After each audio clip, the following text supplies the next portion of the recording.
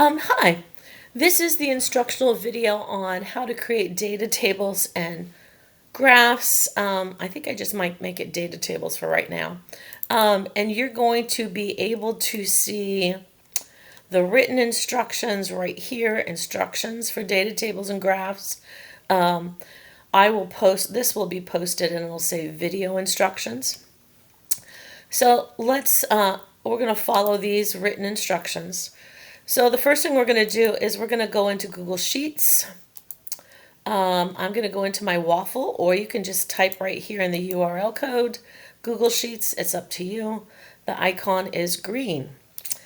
Please remember that you're going to need to stop this and do your own data table. So maybe when I give you some instructions, after that piece of instruction, you pause, you do it on yours, and then you come back to the video.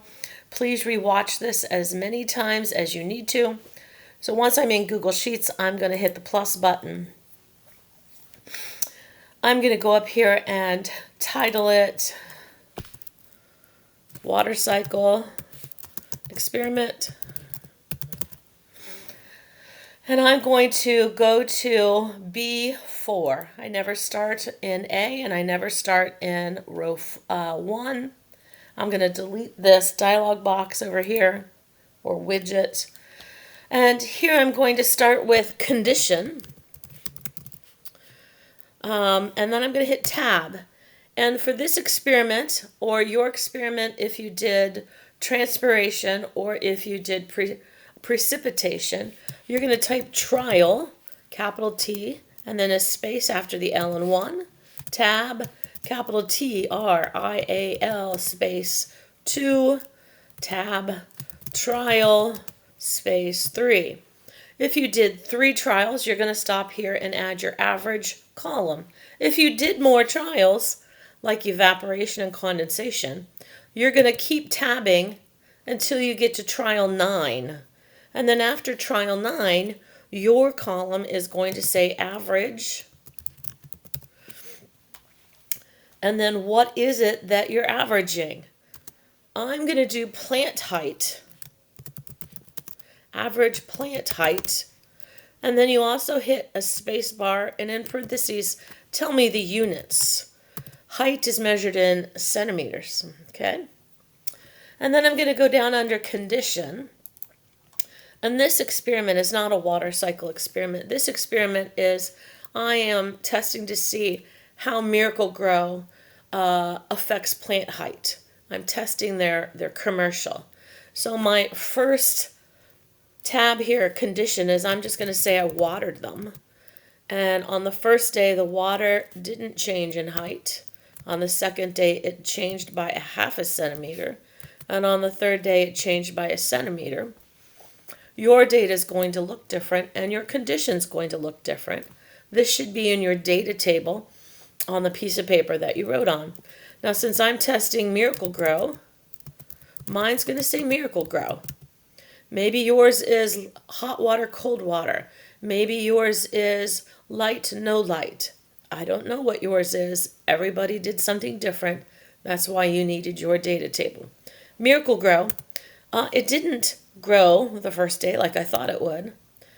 The second day, it only grew a half a centimeter, which I was surprised. And then the second day, it actually grew, 2 centimeters. Okay, so once you get everything typed, now I'm going to make the graph look pretty. Okay, remember to pause this anytime you need to. So I'm going to click the number 4 and highlight the first row of my data table. I'm going to bold it. It's the B right next to the text font size.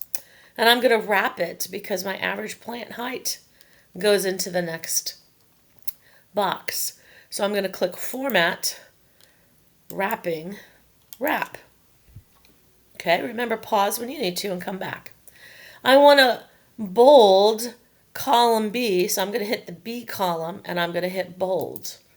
Again, the B is next to the text font size.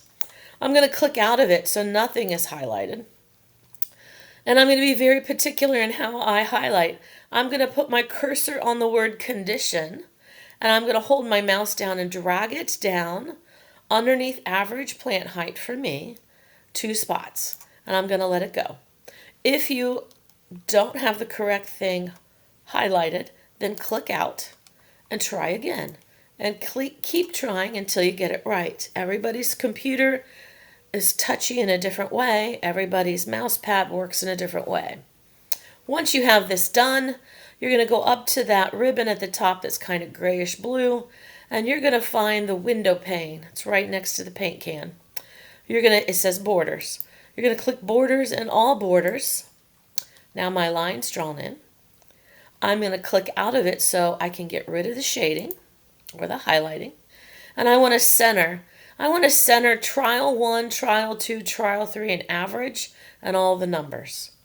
So again, you want your highlighted area to look like mine. If it didn't work, click out and then try again. Okay, I put my cursor on 1, drag it all the way over to the average, and then down 2 spaces for me. I'm going to hit center, and this one's hard to find. It doesn't say center, it says alignment.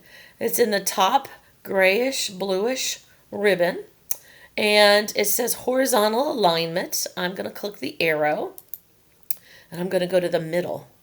That's center. Okay, once that's all done, I am going to click out somewhere in another spot so it doesn't highlight anymore. I'm going to turn off the highlight. Now I want to make the computer find my averages. This is really, really important, okay? If you don't click the right things, the computer is not going to be able to make the calculation for you, okay? So the first thing you have to do is tell the computer where you wanted to put the answer.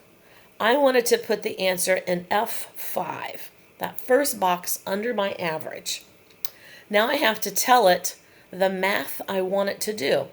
So you go back up to this gray ribbon all the way over to the right side. If yours is not all the way open like mine, you might have 3 dots. So click the 3 dots and find this funny looking E. It's called an epsilon. If you hover over it, it says functions. Click it, and you're going to tell it to do the average. All right, so now it's saying, okay, you want me to put the answer in that box, F5, and you want me to find the average. But what numbers do you want me to find the average of? So you have to tell the computer. I'm going to click on the first 0 under trial 1 and water, and then I'm going to hold my mouse down. It kind of turns orangish. And I'm going to drag it over the first number and the second number. I am not going to drag over average because there's nothing in there to average. I just want to average these 3 numbers. If you have 9 trials, then your average is going to it's going to go way over here somewhere, okay? So you're going to highlight the numbers you want averaged, and then you're going to hit enter. And it should come up with a number. If it doesn't, that means you have to get out of the function again and delete it and start all over and re-highlight correctly, okay? If you have to do it multiple times, it's okay. That's why we're doing it on a computer instead of by hand. If it accepted what you said, a number will pop up when you hit enter. It will ask you, do you want me to do the same thing for the blank box below? And you'll hit yes, the check mark. Okay? This is the end of the